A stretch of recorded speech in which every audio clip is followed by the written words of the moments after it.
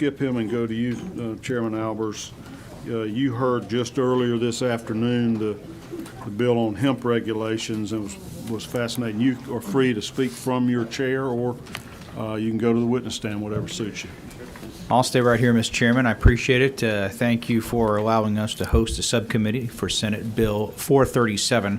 2 o'clock today, we met in the Senate Mez, but prior to that meeting, I want to thank the bill's author, Whip Robertson, as well as Commissioner Tyler Harper, his staff, and other interested parties who came prior to our meeting for us to discuss some of the variables in this bill.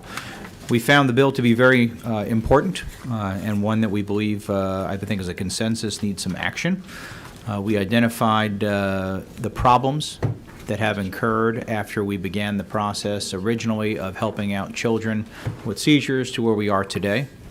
We got to witness some of the things that are being sold throughout the state that are of grave concern, up to and including gummies that are being sold that might be used by children, and it's even on the box or the container it comes in, it says only to take half of a gummy and wait 2 hours. These are very concerning, to say the least. We heard testimony from 7 different people and 1 puppet. Although the puppet did not sign up to talk, so Mr. Scribbles was not allowed to speak today. In reference to the bill, I will let Chairman Robertson take us through his specific items, but I believe as a subcommittee we found a couple of things that might be appropriate for you to consider as a committee substitute. The first part is capping what hemp is to 0.3%. In case the federal government changes that, and we've heard rumors that talking about taking that as high as 1%, which would be more than 3 times the limit today. There are grave concerns about making that change, and we would like to see that codified in law should this bill move forward. Additionally, labs that will be used in order to assure that the product being sold has been tested and stays under that 3% would be approved by the Commissioner of Agriculture to make sure that out-of-state companies who are both dispensing and using laboratories are in no way gaming the system. Those are the 2 substantive changes, but then the final discussion, Mr. Chairman, which I think is something we do need to have deeper conversation. It's my understanding from our good folks at the Ag Department that there are as many as 3 different bills currently in process to solve some of these issues, are the edible concerns. I find it quite ironic that if hemp doesn't have any medicinal purposes, why would anybody need to be eating it? So especially if it's coming in the form of candy, which certainly can get into the hands of young children, which nobody wants. So that's our report, and I'm glad to answer any questions. I was a member of your subcommittee. It was very well run today. A lot of testimony from different viewpoints. And it is a subject matter I do believe needs to be addressed, so we will have something back on the meeting Thursday for a vote. Senator Robertson, can I get you to just go over the highlights of your bill? Yes, sir. Been a very active legislator this session. Life short. Thank you, Mr. Chairman, and I'll be quick. This is truth in testing and labeling on hemp consumables. What this legislation does, it requires consumable hemp products to have a full panel certificate of analysis.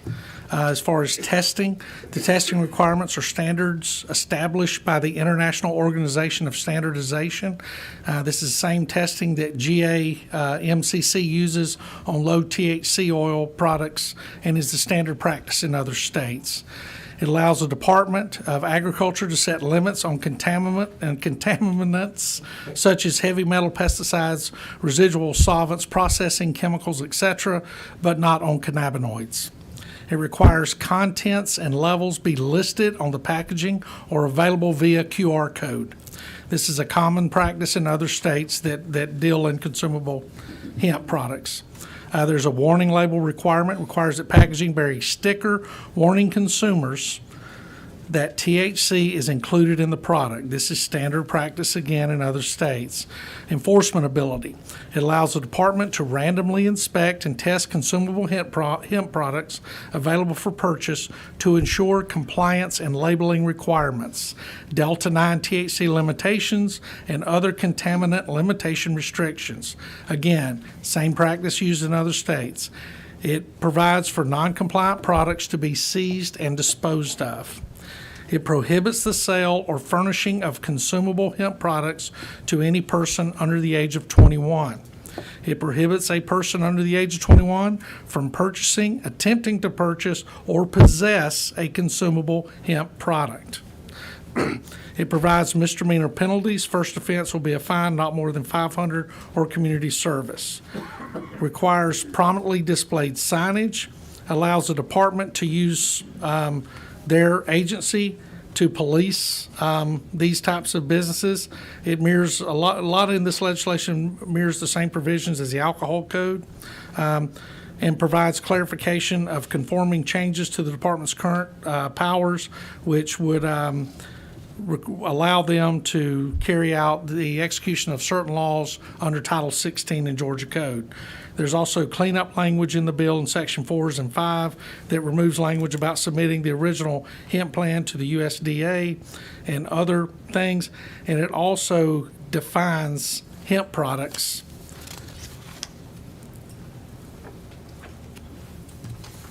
Consumable hemp As a product. consumable hemp product, yes, sir, means a hemp product intended to be ingested, absorbed, or inhaled by humans or animals.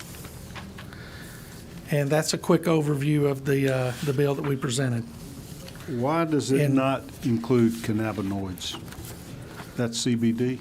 Yes, I think that's in the other legislation. And again, I think what we did is when we attempted to do what we thought was the right thing with the CBD oils, is we opened up Pandora's box on this particular plant. And there's other legislation that'll look at that, and the department, I'm sure. I just have Yeah. just a little something to add. This is Catherine Russell. Yes, good evening. Catherine Russell from the Department of Agriculture. We wanted to make sure that while we're testing for both cannabinoids and other ingredients, that we weren't put in a position where we would adjust the limits of any cannabinoids in the project, in the testing. So we explicitly removed them so that power is still vested in the legislature, and we are not trying to step in any capacity. I don't know if that's helpful. Yeah. Okay. So we can set limits on arsenic, but we don't want to set limits on THC. This bill does set a limit on THC to 0.3%. It doesn't allow for the department to set a different. It recognizes the federal Yeah. definition of 0.3. Yes. Okay. Does that 0.3 apply to CBD oils and stuff as well as hemp products? So. Or are they the same? We're getting cannabinoids out of the hemp just like you do out of marijuana? Can you rephrase the question for me? I'm sorry. Is the 0.3% limit on THC in hemp products the same as on CBD products that are derived from marijuana plants instead of hemp plants? Yes. Same so cannabis plant, just the, any product, if it is above 0.3%, would no longer qualify as a hemp product. At that point, it's marijuana. okay. No matter how they market it, they may call it a CBD option. They may, you can call it whatever you want to, but we're looking at the total Delta 9 THC content. And the Okay. reagents and the testing equipment test to THC. So unique, so it would be THC whether it was in hemp, whether it was in marijuana, or whether it was in the third product. Okay, I've got a kind of fundamental question. Why is it Georgia's job or duty or obligation to test these products rather than the Federal Food and Drug Administration? We don't test all kind of other products that are sold in convenience stores and grocery stores. We don't assume that obligation to protect our citizens from contaminants and drugs, et cetera. We let the Food and Drug Administration do that in most circumstances. Why wouldn't we just let them do that here? Do they ever do it? Are they supposed to do it and they're not doing it? Give me a reason why the state of Georgia needs to assume this obligation to protect their citizens from bad hemp products. Well, I would make two distinctions there. One, The state would be setting the requirements in place, but we would not be doing the testing. Right, that would be required by the seller, whoever is interested in manufacturing or processing and putting that product available. They are required to do the testing and then to keep it on record. And so we would follow up to make sure that that's accurate. We are doing that already for food products. That's the Department of Ag's role. We step in. To do testing? We look for things like pesticides. We test seed. We test produce. That's part of our fertilizer and chemicals. That's part of our consumer protection role. It's actually part of our mission statement. And I think while the FDA has put out many opinions and regulations on this, they have failed to act more aggressively because in the United States, marijuana is still classified as it always has been. And in some cases, they don't feel it's their obligation to test for marijuana and other things. I think that falls to the state. But on prescription drugs, Percocet, antihistamines, whatever, Lortabs, we don't test that in Georgia. We let the FDA do that, right? Well, Or, I mean, it's is coming our- into the pharmacy?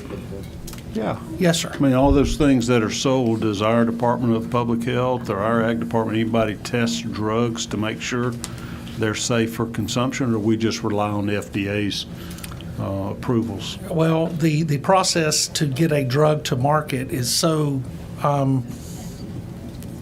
detailed and strenuous unless you are able to bring some orphan product out there by purchasing the certificate of testing that was intended for another product. I think they feel that the infrastructure that exists that brings it from the lab into the pharmacy is good enough to handle that. Okay. And We just had a bill in judiciary last week that dealt with a poor kid that died taking Xanax that was laced with fentanyl. And that's the FDA's job, to test Xanax to make sure it's what, they've approved, not Georgia's. And is it now? Or, I mean, is that our next step, that we have to begin to investigate drugs to make sure they contain what they say they contain and that they're not, they have contaminants? I'm just wondering the role of state government. well, I think the Xanax did not come from the manufacturer with fentanyl in it. Right, well, a bunch of this hemp junk doesn't either. Right, I mean, well, it's what not I- even approved by Georgia at all, Right. or FDA, right? Yes, sir. And I mean, somebody with a pill cutter or a pill press and an open space in a mobile home could easily create Xanax, lace it with fentanyl, cut out new pills and sell it on the streets. And that's the way a lot of it's done. Other committee members got questions of Senator Robertson on his bill, the specifics of it, or the intent, the generalities? All right, very thoughtful work on this. I enjoyed learning. I do agree with the suggestions that we had in subcommittee today. I'd like to work with you on a committee sub and have it ready to present on Thursday if you got time tomorrow. Absolutely. All right, thank you. Thank you. You got any more bills for us, or you got other committees to deal with? Is the hopper open? No, I'm good. It's just closed at 4. Yeah, it's over. All right. Senator Gooch, are you prepared to report on your subcommittee? You need to catch your breath. Yeah, I can do it, hopefully from memory. Okay. Well, you're up on Senate Bill 435 and Senate Resolution 533 that your subcommittee, I think you had a couple of meetings reviewing those. Hang on, let me get you turned on good there. You ready? So we had two meetings, last Thursday and Friday. Had a lot of discussion from members in the audience. The chairman went through the bills, both the constitutional amendment and the enabling